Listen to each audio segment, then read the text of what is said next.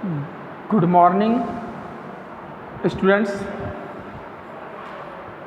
मैं अवनीश कुमार सिंह आज फिर से आप लोगों के सामने कक्षा 12 आरोह भाग 2 का गद्य खंड का श्रम विभाजन और जाति प्रथा तथा मेरी कल्पना का आदर्श समाज का व्याख्या का छठा भाग लेकर के उपस्थित हूँ।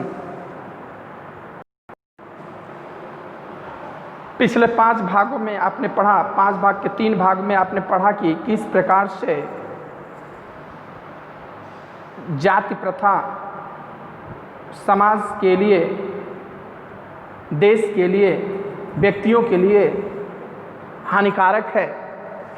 किस प्रकार से श्रम विभाजन या कार्य कुशलता जाति प्रथा में बदल गया,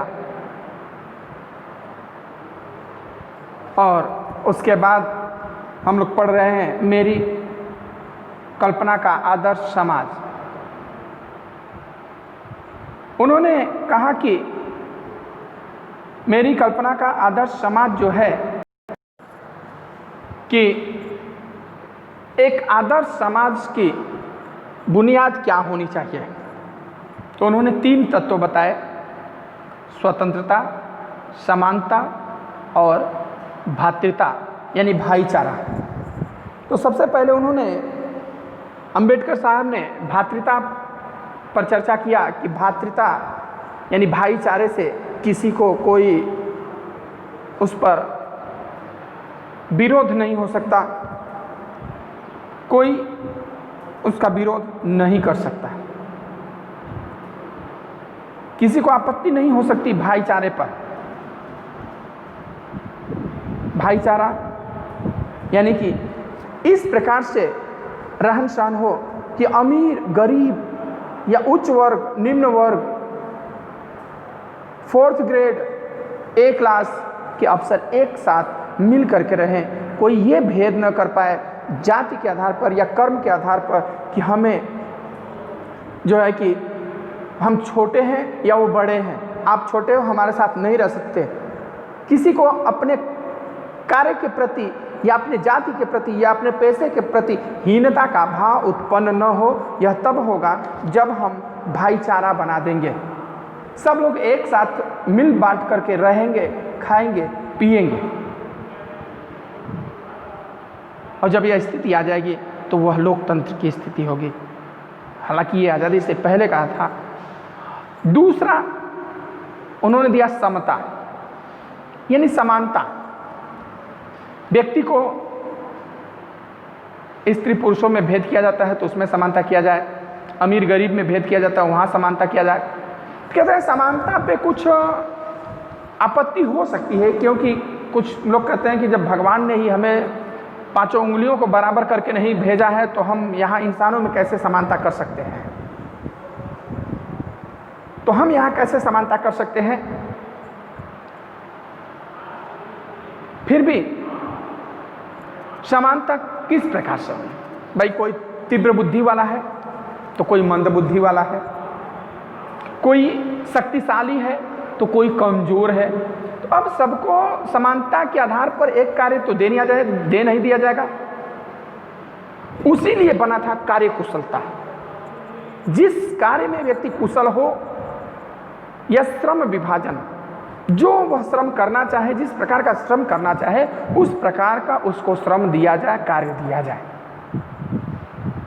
तो उसमें समानता देखा जाए कि नहीं। अगर एक एबिलिटी वाले, एक योग्यता वाले व्यक्ति को अगर काम दिया जा रहा है तो दूसरे को भी, अगर उसने ये एबिलिटी योग्यता रखता तो उसको भी मिलना चाहिए। समानता होना चाहिए, भेदभाव उसमें नहीं होना चाहिए।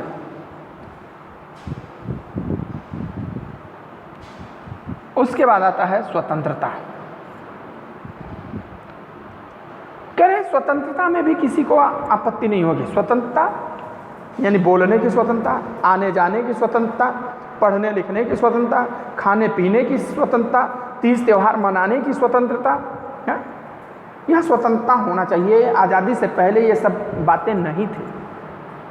आप जो चाहे वो बोल नहीं सकते थे, जब चाहे वो त्यौहार मना नहीं सकते थे, जो मर्जी वो पहन नहीं सकते थे, आपको सब पे पाबंदी थी। तो कहे कि समता, समता आखिर में क्या है? कहते आइए अब हम जानते हैं। स्वतंत्रता पर भी कोई आपत्ति नहीं है, गमनागमन की स्वाधीनता, जीवन और तथा शारीरिक स्वेच्छा की स्वाधीनता, अर्थात समता क्या है? फ्रांसीसी क्रांति के नारे में समता शब्द पर ही विवाद का विषय रहा। क्या सभी लोग समान नहीं हो सकते? लेकिन तथ्य होते हुए भी अविशेष महत्व नहीं रखता, क्योंकि शाब्दिक अर्थ में समता असंभव होते हुए भी यह नियामक सिद्धांत है। मनुष्यों की क्षमता 3 बातों पर निर्भर करती है। मनुष्य की क्षमता किस पे? 3 बातों पर। एक तो आनुवंशिकी होता है, शारीरिक या आनुवंशिकी। कोई बच्चा जन्म से ही कमजोर या मंदबुद्धि होता है, गूंगा बहरा होता है, तो उसको आप क्या कर सकते हो? जो शारीरिक विलक्षणता पाए जाते हैं उनको आप उसी आधार पर दें। दूसरा सामाजिक उत्तराधिकार अर्थात सामाजिक परंपरा के रूप में माता पिता की कल्याण कामना, शिक्षा, वैज्ञानिक आदि, ज्ञान अर्जन आदि, जो हमारे समाज में हमारे परिवार से हमको मिला है। धन अमीर है, हम क्षत्रिय घर में जन्म लिए, ब्राह्मण घर में जन्म लिए, यादव कुल में जन्म लिए, ये हमें क्या मिला? सामाजिक उत्तरदायित्व मिला है। हमारे परिवार की आर्थिक स्थिति कैसी है वो हमें पढ़ा लिखा सके, ये सामाजिक उत्तराधिकार अर्थात सामाजिक परंपरा के रूप में माता पिता की कल्याण कामना है। और तीसरा तत्व आता है मनुष्य का अपना प्रयत्न। कुछ मनुष्य होते हैं कि शारीरिक रूप से भी, वंशिक रूप से भी, आनुवंशिक रूप से भी कमजोर होते हैं, पारिवारिक स्थिति भी उनकी कमजोर होती है, या मानसिक शारीरिक रूप से तो सुदृढ़ होते हैं, लेकिन सामाजिक स्थिति उनकी इतनी दयनीय होती है कि वो कुछ पढ़ नहीं सकते, कुछ कर नहीं सकते। और कुछ लोग कमज़ोर होते हुए भी इतना मेहनत करते हैं, इतना स्ट्रगल करते हैं, इतना संघर्ष करते हैं कि वो एक मील का पत्थर साबित होकर के एक नया लक्ष्य हासिल करके दिखाते हैं। बहुत से लोगों को आपने सुना होगा कि रिक्शे चालक का बेटा बना IAS, घर में झाड़ू पोछा करने वाली दाई की बेटी बनी IAS। तो वो क्या होता है? मनुष्य का अपना प्रयत्न होता है, मनुष्य का अपना प्रयत्न होता है। इन तीनों दृष्टियों से निसंदेह मनुष्य समान नहीं होते। तो क्या इन विशेषताओं के कारण समाज को भी उनके साथ असमान व्यवहार करना चाहिए? समता का विरोध करने वाले के पास इसका क्या है? कहते हैं व्यक्ति विशेष के दृष्टिकोण से असमान प्रयत्न के कारण असमान व्यवहार को अनुचित नहीं कहा जा सकता, क्योंकि हर व्यक्ति एक समान व्यवहार नहीं कर सकता। भाई कोई पढ़ा लिखा है तो वो अलग व्यवहार करेगा, कोई अनपढ़ है वो अलग व्यवहार करेगा। अरे यार, अलग व्यवहार करेगा, परंतु साथ ही प्रत्येक व्यक्ति को अपनी क्षमता का विकास करने का और पूरा प्रोत्साहन देना सर्वथा उचित है। कह रहे हैं कि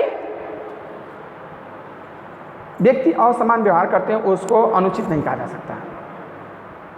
व्यक्ति अपनी शारीरिक, मानसिक, आर्थिक क्षमता के अनुसार व्यवहार करता है, लेकिन उस आधार पर अब डिस्क्रिमिनेट, भिन्नता नहीं करनी चाहिए। उस हर व्यक्ति को बराबर अपनी क्षमता का विकास करने के लिए प्रोत्साहन देना चाहिए। परंतु यदि मनुष्य प्रथम 2 बातों में असमान है, तो प्रथम 2 बातों में मतलब एक तो वांशिकीय रूप से, आनुवंशिकीय रूप से कमजोर हो या सामाजिक रूप से कमजोर हो, पैतृक रूप से कमजोर हो, तो क्या उनके साथ भिन्न व्यवहार उचित है? उत्तम व्यवहार के हक की प्रतियोगिता में वे लोग निश्चय ही बाजी मार ले जाएंगे जिन्हें उत्तम कुल, शिक्षा, पारिवारिक ख्याति, पैतृक संपदा तथा व्यावसायिक प्रतिष्ठा का लाभ प्राप्त है। कहते हैं जो लोग आनुवंशिकी रूप से उनकी शारीरिक क्षमता भिन्न है, या जो लोग सामाजिक रूप से उनके परिवार निर्धन है, माता पिता गरीब हैं, अनपढ़ हैं, सामाजिक स्थिति उनकी ठीक नहीं है, क्या उनके साथ भिन्न व्यवहार करना उचित है?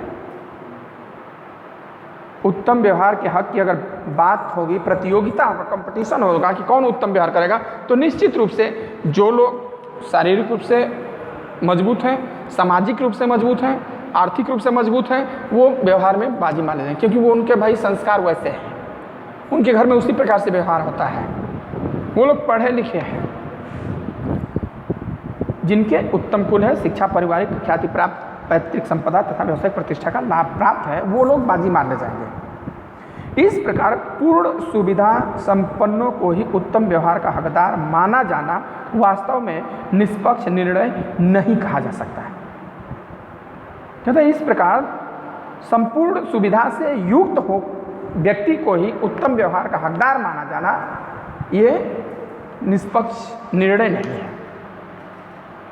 जो व्यक्ति अगर उसके पास शारीरिक रूप से थोड़ा सा कमज़ोर है, या सामाजिक रूप से, आर्थिक रूप से कमज़ोर है, शैक्षणिक रूप से कमज़ोर है, और हमसे अगर थोड़ी सी व्यवहार में भी कमज़ोर है, तो उसे हम कमज़ोर नहीं कह सकते। अतः न्याय का तकाजा यह है कि जहाँ हम तीसरे प्रयासों को, जो न्याय का नज़रिया है, तकाजा जो न्याय का नज़रिया है, वह यह होना चाहिए कि जहाँ हम तीसरे प्रयास को, तीसरा प्रयास मनुष्य का अपना जो प्रयत्न है, उस प्रयास में असमानता, जो मनुष्यों के अपने वंश की बात है, आधार पर मनुष्यों के साथ असमान व्यवहार को उचित ठहराते हैं। वहाँ प्रथम दो आधारों, जो मनुष्य के अपने वश की बातें नहीं है, पर उनके साथ असमान व्यवहार नितांत अनुचित है। भाई हम अपने प्रयत्न से कुछ करके आगे बढ़े हैं, अब कुछ लोग अपने माता पिता का नाम लेकर के आगे बढ़े हैं, या एक्स्ट्रा ऑर्डिनरी, जिसको गॉड गिफ्टेड कहते हैं, उससे बड़े कम लोग होते हैं। जो वंश अनुवंशिकी होता है उससे बड़े कम लोग होते हैं। ज़्यादातर लोग ये सेकेंड श्रेणी और थर्ड श्रेणी में ही आते हैं। यानी कि पारिवारिक ख्याति, आर्थिक संपन्नता, शैक्षणिक संपन्नता, सामाजिक संपन्नता, उनका तुलना जो तीसरे प्रयत्न वाले हैं उनसे करना ठीक नहीं है।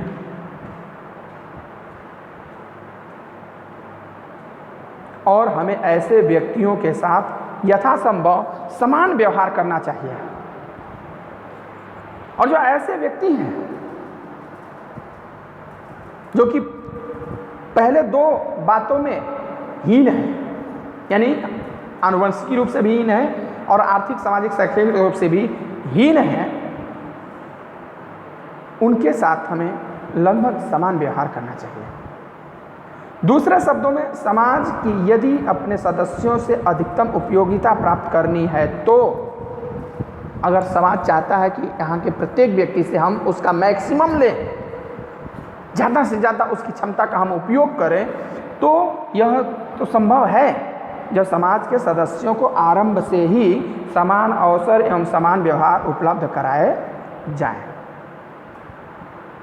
भाई हम चाहते हैं कि सभी लोग बराबर मिले, तो जितने भी व्यक्ति हैं, चाहे वो शारीरिक रूप से कमज़ोर हो चाहे मजबूत हो, आर्थिक रूप से कमज़ोर या मजबूर हो, या जो प्रयत्न करने वाला हो, इन तीनों को एक साथ अवसर दीजिए। यानी एक किताब दीजिए, एक व्यवस्था दीजिए पढ़ने का, यानी तीनों को आप एक हॉस्टल में अलग व्यवस्था में रख दीजिए। उनके आनुवंशिकी से उनको हटा दीजिए, उनके सामाजिक, पारिवारिक, आर्थिक मजबूती से उनको हटा दीजिए, और तीनों को एक साथ एक हॉस्टल में रख दीजिए, एक विद्यालय में। एक अमीर को भी रखिए, एक गरीब को भी रखिए, एक जो शारीरिक रूप से कमज़ोर है उसको भी रखिए, और उन तीनों को अब समाज से हटा दीजिए। जो सुविधा एक को दिया जाए वही सुविधा तीनों को दिया जाए। उसके बाद उनके व्यवहार का आकलन कीजिए। किसी को ये मत बताइए कि तुम गरीब हो या तुम अमीर हो, तुम मंद बुद्धि वाले हो या तुम ज्यादा परिश्रमी हो, किसी को ये मत बताइए। सबको कहिए कि आप सभी लोग एक हैं, आप अपना अपना कार्य करिए। स्कूल में यूनिफॉर्म किस लिए बनाया जाता है? एक बुक क्यों लगाई जाती है? इसीलिए कि बच्चों के अंदर हीन भावना न ग्रसित हो जाए कि अरे वो तो अमीर बाप का बेटा है, मैं तो गरीब बाप का बेटा हूं। अगर यूनिफॉर्म नहीं लगाया जाए, ड्रेस कोड नहीं लगाया जाए, तो यहां कोई 5,000 का जूता पहन करके आएगा और कोई बेचारा 100 रुपये के पहनने का भी औकात नहीं है। कोई 10,000 का पैंट शर्ट पहन करके आएगा और कोई 200 रुपये का भी पहनने का उसका क्षमता नहीं है। तो अब जो 10,000 का पहन के आया और जो 1,000 का पहन के आया, दोनों में भेदभाव हो जाएगा। वो अपना सुपीरियरिटी दिखाने लगेगा और ये इन्फीरियरिटी अपना दिखाने लगेगा। वो सुपीरियरिटी, ये इन्फीरियरिटी है। तो इस प्रकार से व्यक्ति को, तीनों प्रकार के व्यक्तियों को एक समान अवसर दीजिए, एक समान व्यवहार के अवसर उपलब्ध कराइए, तब जाकर के उनकी योग्यता का या उनके व्यवहार का सही से आकलन या मूल्यांकन किया जा सकता है। अन्यथा की स्थिति में आप आकलन नहीं कर सकते कि कौन कार्यकुशल है। वो जो आनुवंशिक रूप से या गॉड गिफ्टेड है, या वो जो सामाजिक आर्थिक शैक्षणिक रूप से मजबूत है, या वो जो अपना मेहनत प्रयत्न किया है, अपने मेहनत के दम पर आया है, कौन सबसे कुशल है। अगर कंपटीशन होगा तो निश्चित रूप से वो आगे निकल जाएगा जो आर्थिक रूप से मजबूत है, क्योंकि उसके पास सभी सुविधाएं उपलब्ध है। अब इस महामारी में, इस कोरोना के महामारी के समय में, अब जो आर्थिक रूप से बेचारे कमजोर हैं, जिनके पास मोबाइल नहीं है, जिनके पास लैपटॉप नहीं है, जिनके पास इंटरनेट की सुविधा नहीं है, वो तो बेचारा नहीं पढ़ पाएगा। अब तो वो तो बैठ जाएगा। या वो जो शारीरिक रूप से कमजोर है, वो मोबाइल चलाना ही नहीं जानता, मोबाइल के बारे में कुछ जानता ही नहीं है, मोबाइल से उसको एलर्जी है, वो भी पिछड़ जाएगा। और जो पहले से ही एकदम शुरू से ही लैपटॉप उसके उंगलियों पे नाचता है, इंटरनेट एकदम से वो धड़ाधड़ चलाता है, वो तो निश्चित रूप से अब इस काल में अगर मेहनत करेगा तो बराबर आगे निकल जाएगा सबसे। तो इसलिए सबको समान अवसर मिले, तब जाकर के हम यह निर्धारित कर सकते हैं कि कौन इसमें से उत्तम है। ओके, चलिए आज के लिए इस वीडियो में इतना ही। अब अगला व्याख्या अगले वीडियो में करेंगे। अगर आपको वीडियो में कोई भी परेशानी या समस्या हो, आप फ़ोन करके या कमेंट करके हमसे पूछ सकते हैं। और वीडियो अच्छा लगे तो आप लाइक, शेयर और कमेंट जरूर करें। धन्यवाद।